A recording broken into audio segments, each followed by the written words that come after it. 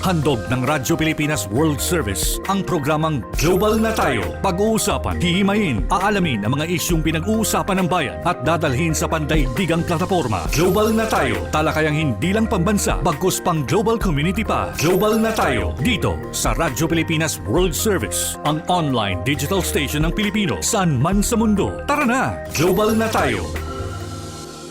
Muli po, isang mapagpalang pagbati at welcome na naman sa isa pang edisyon ng programang Global na Tayo.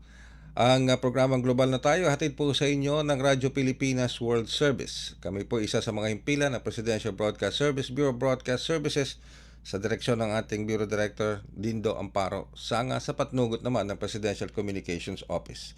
Ako po inyong lingkod, Ray Sampang. Katuwang pa rin ang ating Global na Tayo team mula po sa ating Master Control si Susan Aizon, sa Wirecast si Hero, and of course, sa ating live audio streaming, si Justin. At ang ating executive producer, Miss Stephanie Vicente. Kami po inyo napapanood at napapakinggan sa pamamagitan ng ating Facebook Broadcast Live sa inyo po mga Facebook browser. I-type lamang Radyo Pilipinas World Service. Ganyan na rin sa ating YouTube channel.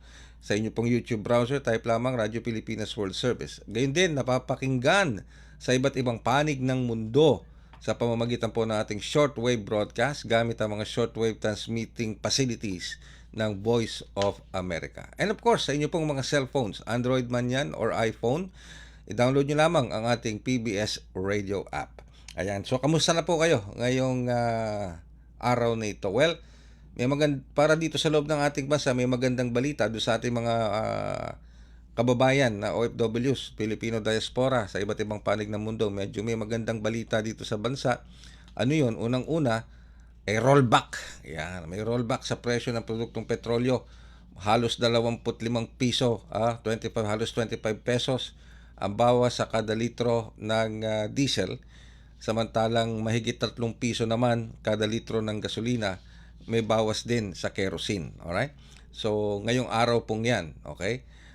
Gayon din, mayroon din magandang balita dahil today, ngayong araw na ito, April 21, darating yung panibagong shipment na binili ng PNOC-EC na 300,000 barrels ng diesel o langis na for diesel ang darating po ngayon dito sa bansa at ito'y dediretso sa Subic.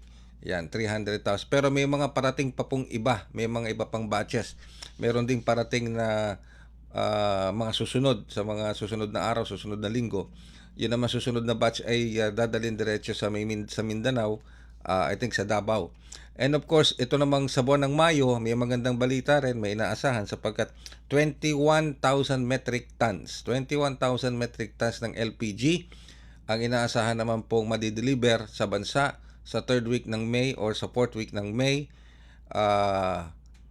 Kinuha po, na source po yan ng PNOC-EC sa Estados Unidos, pero dadaan po kasi yan ng Singapore bago yan dumiretso sa bansa sa Pilipinas. So yun po ilang mga magagandang mga kaganapan dito sa inyong bayan.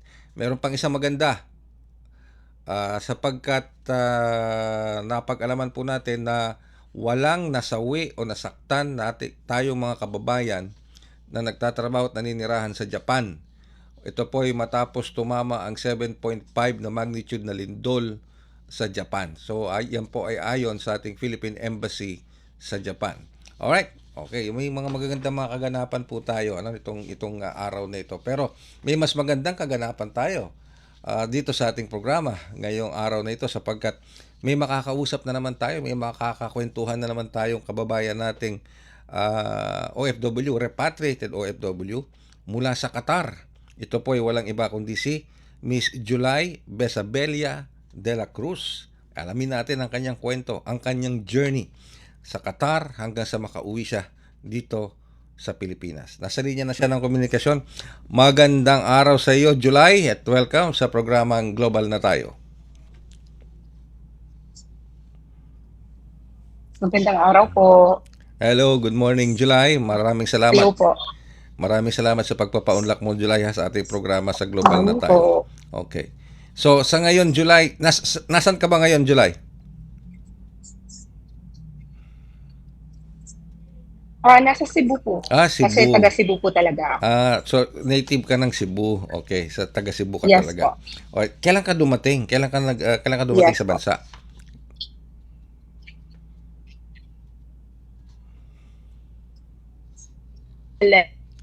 Ah, 11 po kami dumating from Qatar po. March 10 yung alis, tapos dumating yung plane March 11. so umalis kayo ng Qatar March 10, dumating kayo ng Pilipinas March 11.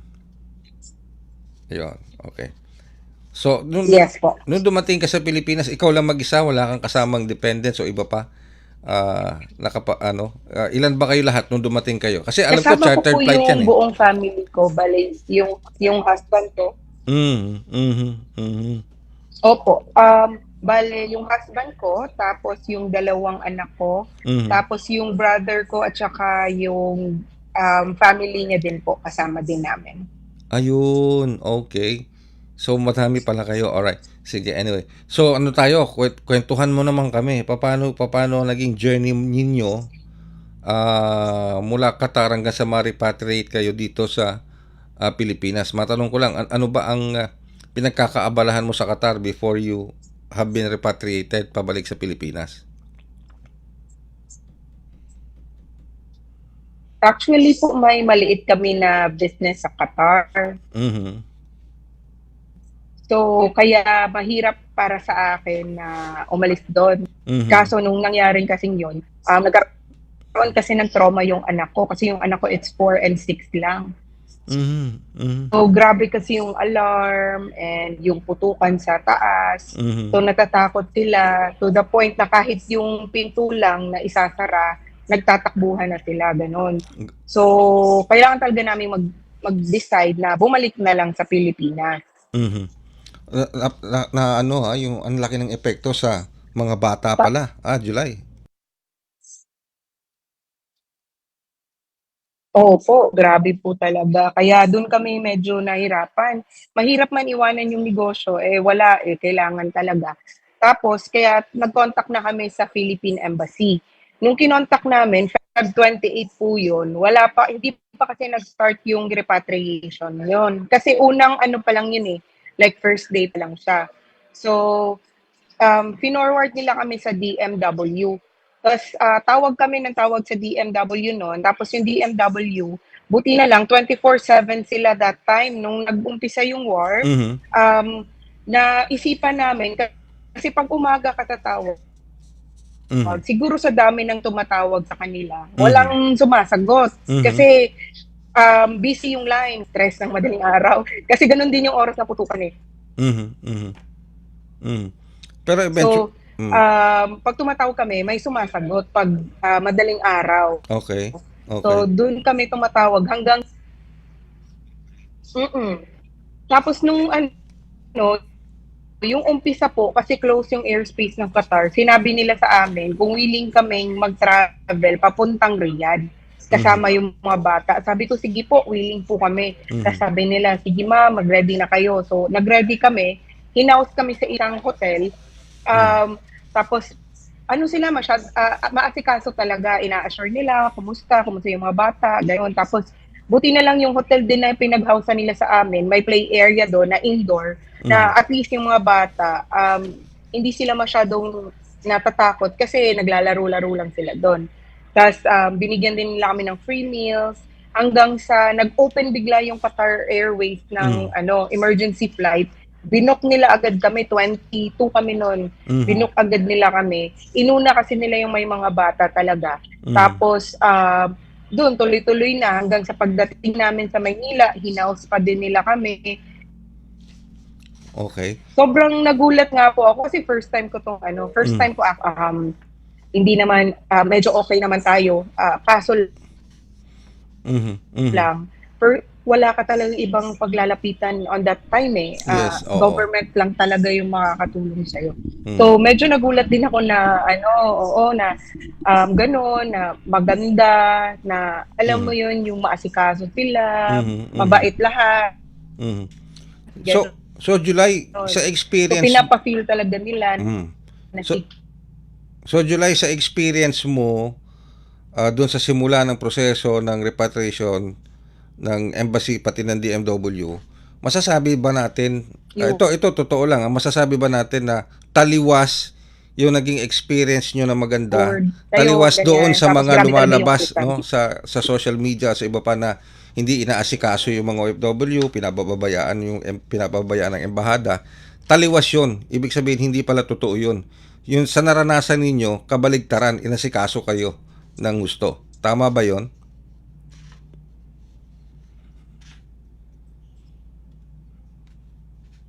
Mhm. Okay, medyo na napuputol ang ating line of communication kay July. Nasa Cebu kasi si ngayon nasa Cebu si July habang kinakausap natin siya dito sa ating programa. Pero mukhang yung sinasabi kasi ni July, nagulat sila Nagulat sila doon sa naging pag-aasikaso ng DMW sa kanya at sa kanyang pamilya. Lalo na pagdating sa repatriation, yung pagbibigay ng accommodation at paniniguro na nasa maayos silang kalalagayan habang inaantabayanan yung kanilang repatriation pabalik dito sa Pilipinas. Kaya yun yung tanong ko kay July, kasi maraming lumalabas na mga balita, informasyon, masasabi ba nating fake news o misinformation yung mga lumalabas na hindi inaasikaso or napapabayaan or ang tagal kumilos ng mga embahada at ng DMW pagdating sa sa pagpoproseso ng repatriation ng ating mga kababayan. So ano ba, pwede na? Okay, try natin ulit. July? Hello, July?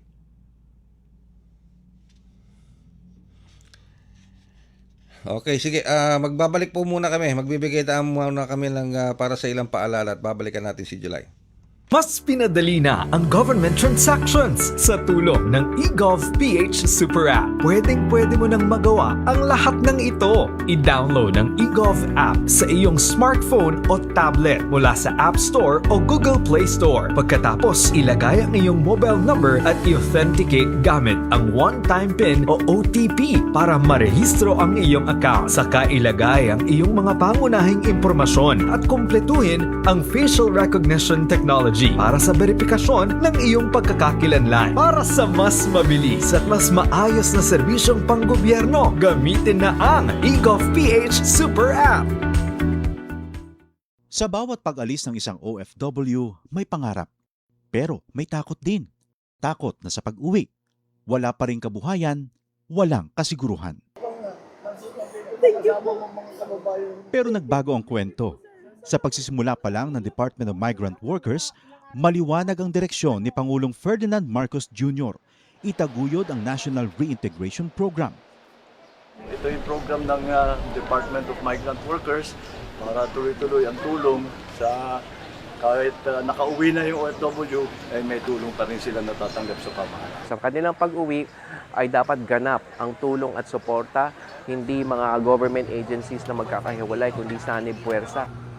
Mula sa mga training para sa pag-eempleyo at pagninegosyo, binubuksan ang mga oportunidad na dati sa ibang bansa lang natatagpuan. Last week, personal na binisita ng Pangulo ang iba't ibang training na ibinigay. Alright, nagbabalik po ang ating programa. Alamin natin kung na-establish na ng ating komunikasyon si July. July, good morning ulit, July. Good morning po ulit. Pasensya po. Ayan, sige, na-establish natin. Tulad ng tanong ko kanina, July, balikan ko lang yung tanong ko kanina. So, masasabi mo ba na based on your experience na simula nung tumawag kayo sa embahada and then mapunta kayo sa DMW hanggang sa ma-repatriate kayo sa bansa, kabaligtaran ba nung mga lumalabas sa ibang mga social media posts at sa ibang mga balita na hindi inaasikaso ng embahada o ng DMW o napapabayaan o mabagal kumilos pagdating sa mga repatriation requests based on your experience? Yes po, based sa experience ko po kasi, simula nung na-contact ko sila, tuloy-tuloy po agad at mabilis po talaga. Kaya nga po, gumawa ako ng video that time kasi po marami ding nakakilala kasi 13 years na kami sa Qatar. So, medyo marami akong kakilala sa Qatar. Tapos that time po kasi lumalabas na parang scam daw po yung repatriation. So, sa willingness ko na marami ding matulungan na mga kakilala na gusto nilang umuwi, Naggumawa ako ng video na Okay. totoo po yung repatriation, tawagan nyo lang po sila, ganun po. Mhm. Mhm. And napakalaking tulong nun para ma-convince, no? May mga na-convince ka naman ng mga kababayan natin o marami pa rin ba naiwan sa Qatar? Yes po, Mhm. marami pa din naiwan po kasi syempre andun yung lalo na yung mga single, yung mga walang anak doon. Mhm. Kasi syempre andun yung pangkabuhayan nila. So Mhm. hindi nila kayang iwan din yun doon. So hindi naman din kasi madali talaga yung decision na yun. Mhm. So marami din nagstay pero marami din pong umuwi. Nagme-message sa akin, salamat daw kasi nalaman nila. Hanggang ngayon in communication pa din naman kami sa kanila lahat. Ayun. Totoo, nakatanggap ba kayo ng financial assistance sa DMW nung nandun pa kayo sa Qatar bago Yes kayo po. ma-repatriate? Mhm. Bale, may natanggap kami doon sa Qatar galing sa Philippine Embassy. Tapos sinabi ng Philippine Embassy po, pagdating daw namin, may matatanggap kami. So, may natanggap din naman po kami pagdating namin sa airport na financial assistance po. So before kayo umalis ng Qatar at nung dumating kayo dito, may natanggap pa rin kayo na tulong ng financial assistance. Yes po, meron po. Okay. Anong plano nyo ngayon? Anong plano mo ngayon at ng iyong pamilya, ng iyong husband? Ngayon nandito kayo sa... Are you planning to stay for good o babalik pa kayo ng ibang bansa o sa Qatar man? Actually, gusto namin bumalik pero hindi sa ngayon kasi syempre ongoing pa yung war. Hindi pa sila makapag-decide kung isa-stop ba nila or alam Oo mo nga, yun. oo, So, oo. hindi. So, for this year siguro, magsistay muna kami dito kasi yung bata kasi talaga iba yung sa kanya, iba yung Epekto. trauma sa kanya. Mhm, mhm. So, yung ginagawa namin ngayon po, nagsistart kami ng maliit lang na, kasi nasa food business din kami doon. So, nag-start kami ngayon ng maliit na food business din, kiosk lang muna. Mhm. Tapos, yung maganda doon is nasabi din sa amin na may livelihood program, assistance pala na program, yung OWA at DMW din. Mhm. So, ngayon po, pinaprocess din namin yung documents namin doon. Alright. So meron pang nakaabang na livelihood assistance para kung gusto sakaling magnegosyo dito sa bansa. Okay. Y- O yun. Okay. yes po. So talagang ibig sabihin kung mabubuksan ulit ang Qatar, babalik sa normal ang sitwasyon sa Qatar, sa Middle East, you'd rather go back. Babalik kayo, mag-asawa. Isasama nyo pa rin yung bata Yes or po, kung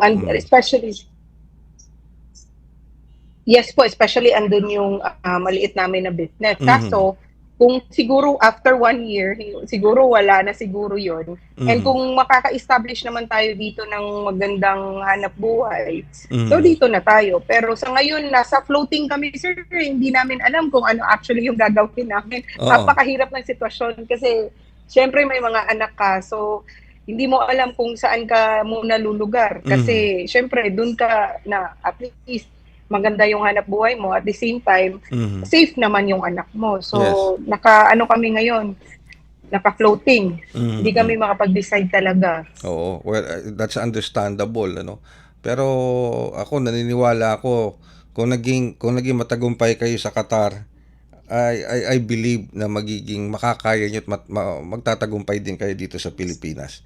I sincerely believe that na yung resiliency niyo, yung katatagan niyo basta mapagtutulungan ng buong pamilya. At least safe na kayo dito. Hindi niyo na inaalala na baka madamay kayo sa gulo doon sa Qatar. Opo, napakalaking blessing actually na andito kami kasi hindi ka na nagugulat sa madaling araw. Nako, oo nga. Hindi ka na natatakot na baka alam mo yon yung debris sa'yo papupunta. Ganon. Wala ka nang ganon na inaalala. So yung peace of mind kasi hindi mo yun mababayaran. Ayoko sanang balikan yung na-experience nyo kasi alam ko may trauma yan sa inyo, no? Maski kung sa bata may trauma, syempre maski sa mga adults may trauma yan may trauma yan. Ayoko sanang balikan, ayokong i-refresh yun because I don't want to revive those traumas. Pero hindi ko maiwasang tanungin paano nyo na-experience yun? Ano ba ang pakiramdam kapag narinig nyo yung sirena tapos may narinig kayong sumasabog, nararamdaman nyo ba yung pader na yumayanig? Ganun ba, July? Yes po, actually kasi ano lang kami, 3 kilometers away sa US Embassy. Nako. So isa yun sa tinarget yung US Embassy. Tapos yung bahay namin, made up of, marami siyang glass, yung malalaking glass na windows. Mhm. So, pag nag-a-alarm talaga, yung unang reaction mo is to find a safe place. Na pag malaki yung blast, baka mabasag yung mga glass, ganon. Mhm. So, tapos pumupunta kami sa may toilet, doon kami nagtatago. Tapos pag naririnig na namin yung putukan, ano siya, malakas siya, para siyang naglilindol, ganon, yung feeling. Lindol talaga, umuuga yung bahay. Tapos makikita mo marami ng cracks yung bahay namin. Nako po, Diyos ko. So, iba talaga yung feeling, yung aantayin mo na, ano ba to, babagsak ba Oo, to? maguguho. May babagsak ba sa inyo? Mhm. Oo, so parang iba talaga yung feeling ng kaba, tapos kasama mo yung mga bata, na parang paano mo sila iproprotektahan, hindi ka pwedeng lumabas. Mhm. So, doon ka lang talaga, parang mag-aantay ka na, ano ba, mabubuhay ba pa kami or hindi ba? Parang ganon. Mhm. Ganun po talaga. Mm-mm. Well, talaga napaka-traumatic, no? Talaga imagine mo para sa isang bata.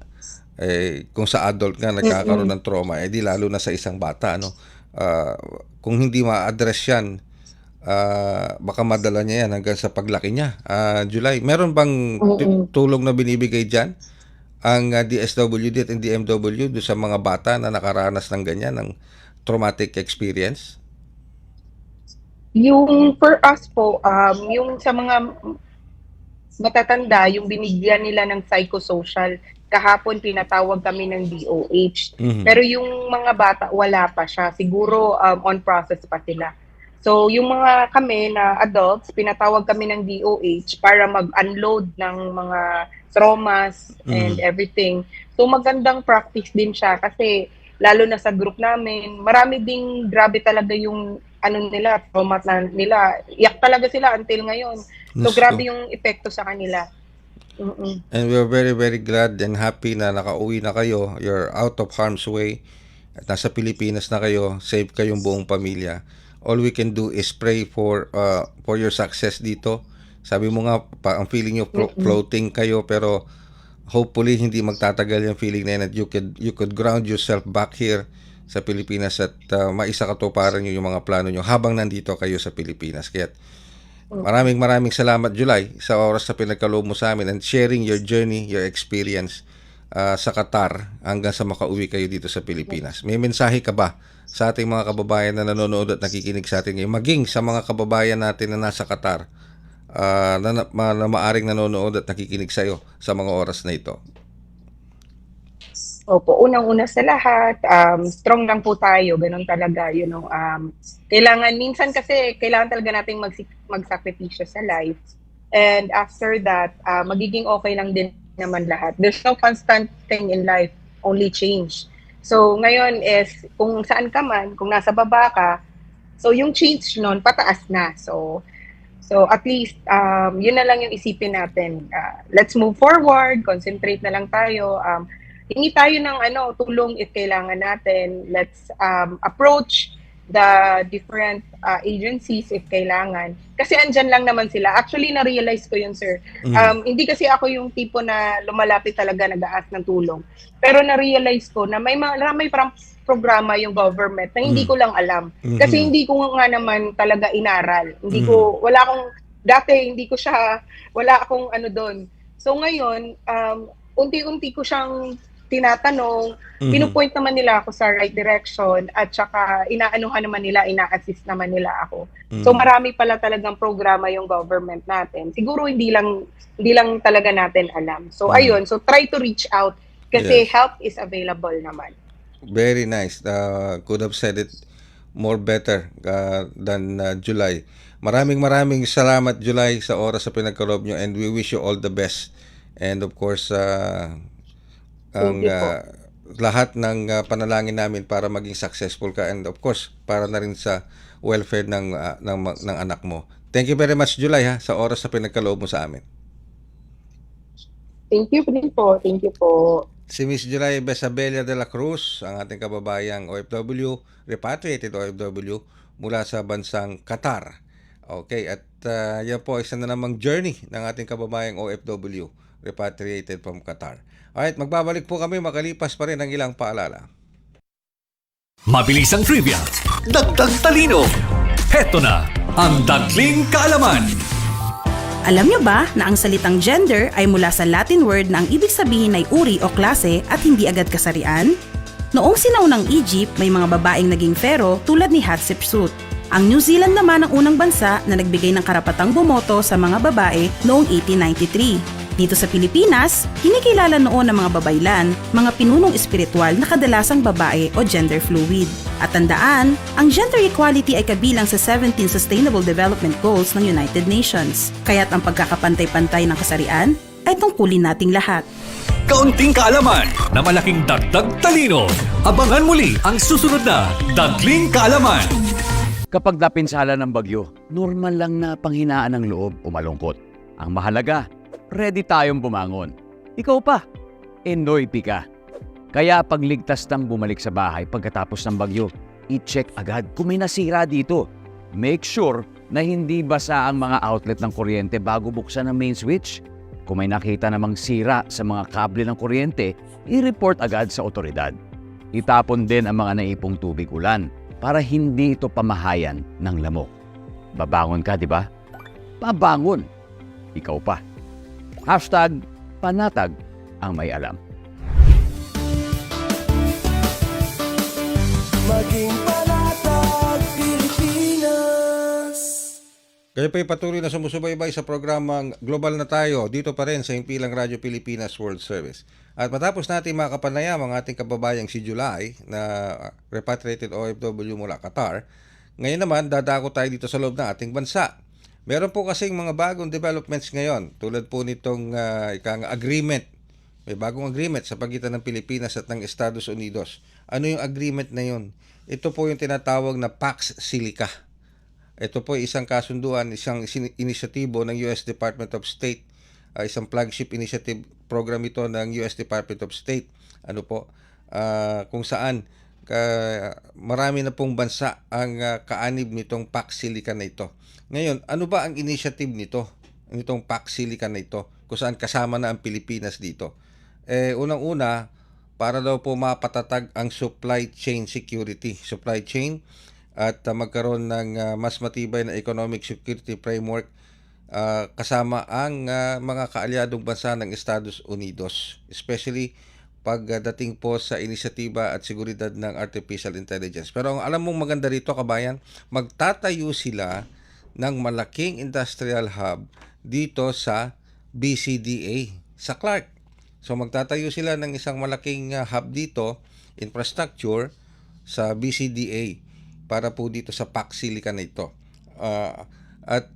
Inaasahan po na ito ay makapagbibigay ng trabaho para sa marami nating mga kababayang Pilipino at masiguro po yung tinatawag tulad nga ng nabanggit po masiguro yung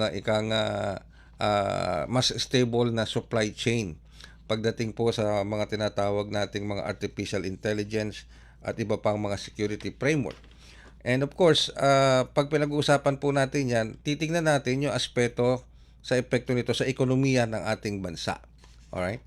At para tayo mabigyan ng konting linaw dyan, makakasama po natin ang ating pong Chief Economist ng Rizal Commercial Banking Corporation, walang iba kundi si Mr. Michael Recaport. Sir Mike, magandang umaga po at welcome back sa programang Global na Tayo. Ay, good morning po Mr. Ray at sa inyong mga taga-subaybay. Nice to be back po. Thank you Sir Mike. Sir Mike, pag-usapan natin itong Pax Silica, pero ang aspeto ng pag-uusapan natin dito, yung epekto o anumang advantage na pwedeng ibigay nito pagdating sa ekonomiya ng Pilipinas. Now, ang Pax Silica is an initiative of the US State Department. At kasama dito, hindi lang Pilipinas pala, kasama dito, maraming mga bansa na ang kabilang dito. Pero bilang isang economist, Sir Mike, ano ang nakikita mong advantage ng Pilipinas when it comes to the economy and employment para sa ating mga kababayan through this Pax Silica initiative? makabuti po yan, Sir Ray, sa ating ekonomiya. Kasi this is kinda kumbaga, yung parang if this is the only way na mapabilis yung pagpasok uli sa atin ng foreign direct investments per se, no? Lalo na sa semiconductors, electronics. Yes, oo. Kasi in the past, maybe 10, 20 or so years back, at some point, 10% ng components sa semiconductors galing sa Pilipinas, no? Of course, nagbago na po ngayon with AI, di ba? Nag-emerge nakikinabang yung mga karatig bansa natin, yung the likes of Taiwan, of course, bigay siya sa mundo Malaysia, of course, even sina China. Kaya nagda-diversify yung US. Kung parang medyo expected na po to, Sir Ray. They have to diversify their supply chains. Parang for contingency planning. May hindi reliant sila sa isang lugar lang. So, makikinabang tayo doon. And for this matter, kasi it's for security purposes din. Diba dahil nga medyo may friction between US and China relations when it comes to high tech. Kasi nga medyo hesitant na din yung US na di ba? Masyado nila ibigay doon yung supply chain at kasi ang kakibat po niyan, Mr. Ray, yung technology transfer. Yes. No, yung kaalaman, yung high tech. Kaya syempre for security purposes, medyo iwas-iwas muna yung US pagdating sa ganyang bagay. Ayaw nilang ibigay basta-basta sa China yung super high-tech na technology when it comes to with electronics, semiconductor, and ayaw niya rin masyadong dependent doon, lalo na yung mga sensitive na industries like defense, no? Yung mga weapons, no? Pati iba pang high security related na mga sector na siniserbisyo nito mga supply chains ito. Kaya it's a very welcome development. Yes. Kasi at least now, oras na para makinabang din yung Pilipinas do sa ecosystem ng AI na pinagkakakitaan ng buong mundo at maglilikhayan ng maraming trabaho at may technology transfer po sa bansa natin yan, Sir Ray. At bukod doon, kasi signaling po yan, Sir Ray. Kasi kung meron ng starter sa mga ganitong ultra high-tech industries, magsusunuran din po yung ibang mga bansa at ibang mga yung mga global companies na mag-locate din po dito, no? Kung magkaroon kasi ngayon it's a matter of minsan ganoon may mga triggers, merong magsisimula at yung clustering effect. Hopefully, that's a good starting point, Sir Ray. Siyempre, maglilikaya maraming trabaho. Yung mga siyempre pag nandito sila, construction phase pa lang. Tapos yung mga suppliers din kung pwede kumuha dito. Siyempre, siservisyon na yung foreign investment locator dito, may iba-iba pangangailangan nila. Lahat na lang po ng pangangailangan nila, no? Yung pagtayo ng pasilidad, pag-maintain nun, yung mga personnel, support staff, pati yung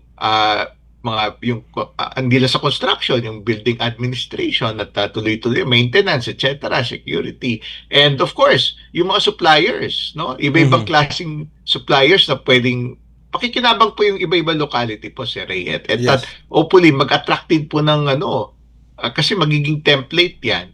At magandang signaling yan, bakit tayo pinili. Ibig sabihin, there's really something, although sige, yung proximate factor, kasi yung allies, no?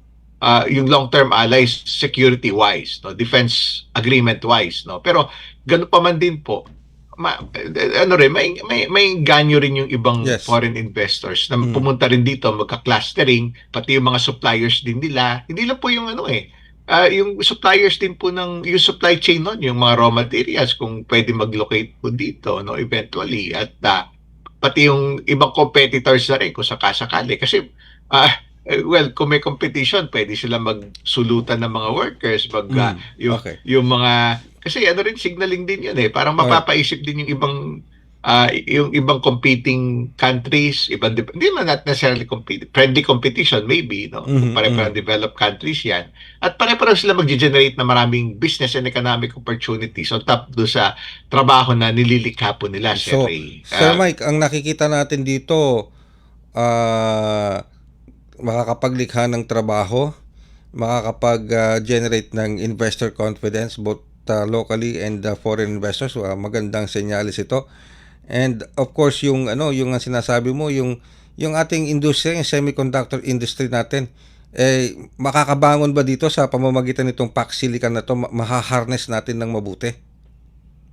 Opo, Sir Ray. Although we all know na, parang in the past, dati, imagine niyo yung 10% ng mga chips sa mga cellphone noon, mga computers, laptops, gadgets. At some point dito galing 10% po. So parang it's a matter of Kasi mabilis po yung change in technology, Sir Ray, may obsolescence din eh. Kaya nagbago yung landscape eh. Kaya ngayon AI, yung patok na patok, no? At talagang tiba-tiba yung kita ng the likes of Taiwan, pati yung Taiwan Semiconductor. Yung biggest exporter na semiconductor yun TSMC. No, yung mga AI-related na electronics and yung mga pyesa, semiconductors, supplies. So, it's really about time. And of course, syempre, constantly mag-a-adapt din yung principles din dito, no? Yung mag-locate. No? Sila kasi yung, pero at least, kasama tayo doon sa, at least yung value added natin kasi karamihan sa electronics, yung labor eh. So yung mga materyales. So we can treat this, Sir Mike, as talagang foreign direct investment. Talagang brick and mortar ito, foreign direct investment. Po, Sir Ray, kailangan po natin yan. And the confidence that it brings, no? Yes. It's a good signaling to the rest of the world na, napili ng US yung Pilipinas for security. Ibig sabihin, maybe yung mga allied sa US na developed countries, that's a good signal. So, hudyat din yun na, consider natin yung Pilipinas. No? At, starter yun. Yung high-tech, the best technology around the world on AI. Kasi, hindi lang bukod sa AI, may rare minerals pa, rare earths na, pati mga ibang sensitive na mga manufacturing processes, no? So madadala po yan dito in a big way, no? Kasi parang ibis na naka-rely lang sa, halimbawa, naka-concentrate sa China or sa Taiwan. Tama naman. Mamaya biglang maggera biglang i-invade nitong, di ba, yan ang risk eh. Parang contingency planning yan. But what if in managing the supply chains of this from the point of view of US. Mamaya, bigla nga naman magkatotoo. Sabi nga ng Taiwanese authorities, merong risk na baka based on their calculations, based on the gray zone tactics of China, by 2027, biglang mag-invade yung China sa Taiwan. No? According to the Taiwanese authorities. So they have to be ready for all those yung mga risk factors na tinatawag or eventualities. No? Alright. Although ngayon, status quo, yung maraming part galing, maraming pyesa, inputs, galing sa China, galing sa Taiwan. So they need to diversify kasi hindi lang naman po yung geopolitical risk yung kailangan i-manage. Minsan, calamities din po eh. Yeah. Minsan pagka, kung maalala nyo, like more than mga 15 years ago almost, no? Nung nagkaroon ng tsunami sa Japan, unfortunately, back then, kinulang ng pyesa ng mga sasakyan kasi dahil nakakonsentrate po. Yun, kaya yung naging lesson nun, yung mga foreign investors, para kung may disruption man sa isang lugar, meron pa rin sila makukuhanan ng mga pyesa at input sa ibang lugar, sa iba-ibang bansa. Hindi na nakakonsentrate sa isang bansa. Yan. Kaya yun po yung kaya lalo na kung globalize yung mga business models, manufacturing models sila, yung pinagkukuhanan ng supplies and yung overall supply chain management and logistics, Ray. Okay. Kaya malaking bagay po yan. Siyempre, ano po yan? Tingnan nyo, magkakaroon ng economic activities doon kung nandoon na sila. No? Uusbong yung negosyo. Kung mag-locate yan sa mga more likely nasa secure na economic zone yan eh. No? Na special. Sa BCDA. So, yung mga yan, mag-boom yung areas na yun, Sir Ray.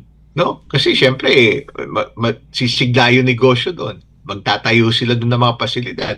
Magsusunuran yung mga iba-ibang negosyo. No? Pati may mamomosisyon na sa mga property doon. Natayuan ng mga commercial area, subdivision, mga kalye. Sunod-sunod na. Lahat yan. Sunod-sunod na yung pag-usbong nun. Yung ano yan, Sir Ray. May multiplier effect yan, kumbaga. Alright. Hindi yung bukod sa location. With that, napakaganda pala ng topic natin ngayon.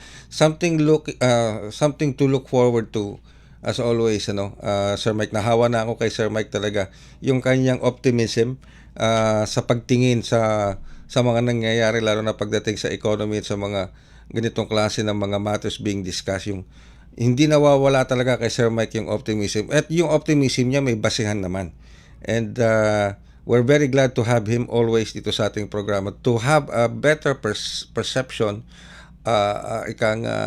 yung better discernment sa mga nangyayari ngayon, a better direction every time we speak to Mr. Mike Ricaport. Sir Mike, maraming salamat. Huwag ka sana magsasawa sa amin dito sa Radyo Pilipinas World Service. Ay, always a pleasure, Mr. Ray. At saka ito po, we usually present this to foreign investors also. Kasi kaya nga po sa pupunta dito para kumita. Yes, So, yes. dapat naka-showcase yung mga yun. So, Yes. kaya train na tayo na maki-spot yung mga oportunidad din. Well, even amid the challenging environment, may mga opportunities na kailangan i-highlight pa rin. Yes. So, you're most welcome po. Salamat din po at gandang araw po sa inyo lahat. Thank you very much. Si Mr. Michael Ricaport, ang ating Chief Economist ng Rizal Commercial Banking Corporation. Pinag-uusapan namin yung advantage para sa Pilipinas, especially when it comes to the economy, job generation, securing yung supply chain, yung ating semiconductor industry, and yung mga rare earth industry, natin dito, natural resources, kung paano natin na mapapangalagaan at lalo pang ma-improve at mapapalakas ang industriyang ito gamit itong US State Department Initiative na Pax Silica, kasama ang Pilipinas at iba pang mga kaalyadong bansa ng Estados Unidos. Muli po, maraming salamat sa ngalan po ng ating Global na Tayo team, mula po sa ating Master Control si Ms. Susan Aizon, na mayroong planong biling mga rare earth, yung mga yung mga ruby, yung mga ganyan, marami yan eh. Sapphire, yan, okay. And of course sa ating pong Wirecast si Hero. Yan. Iba ang nito, bato. Ibang bato. Yung ano ba 'yun, yung magagandang mga bato, yung mga rare stones. Yan. May mahalaga rin po 'yon. Alam niyo ba? May mga nangongolekta ng mga 'yon. Talagang yan, hinahanap po 'yan, talagang hinahanap. And of course, yung taga Laguna, ewan ko kung anong meron sa Laguna na rare earth, may mga rare earth. Kambing. Hindi na, wala na 'yon. Tapos na 'yon eh. Hindi na. Okay, sa ating live audio streaming, kasama rin naman natin si Justin. And of course, ang ating executive producer. Ito, talagang may bato to. Ginto ang mga bato nito. Hindi bababa na, tsaka mga diamante. Wala iba kundi si Miss Stephanie Vicente. Yan. Maraming salamat po sa inyong pagsubaybay sa ating sa programang Global na Tayo. Alam kong mahirap ang buhay ngayon, lalo na sa nagaganap sa Middle East, sa mga nangyayari sa atin, sa bansa, hindi lang sa atin sa loob ng Pilipinas, kundi sa buong mundo. Hindi lang po Pilipinas ang nakararanas ng mga matitinding paghamon, kundi sa iba't ibang parte ng mundo dahil po dito sa nangyayari sa gitnang silangan. Pero it doesn't mean na we have to lose hope. It doesn't mean na we stop believing in a higher power. Ibig sabihin we stop believing in God, kung sino man siya sa inyong buhay, whatever name you call Him, di ba? Ang importante, we believe in something higher than us, di ba? Na pwedeng gumabay sa atin at magbigay solusyon sa mga problema na hindi na kinakailangan ng dahas o gera. Yan po ang inaasahan natin. At yan ang pinanampalataya natin. Darating din yan. It may take time, but it will come. Okay? It will come. Maniwala lang tayo dyan. Maraming salamat po sa inyong pagsubaybay hanggang sa susunod na edisyon ng Global na Tayo. Handog ng Radyo Pilipinas World Service ang programang Global na Tayo. Pag-uusapan, hihimayin, aalamin ang mga isyung pinag-uusapan ng bayan at dadalhin sa pandaigdigang plataforma. Global na Tayo, talakayang hindi lang pambansa, bagkus pang global community pa. Global na Tayo, dito sa Radyo Pilipinas World Service, ang online digital station ng Pilipino saan man sa mundo. Tara na, Global na Tayo.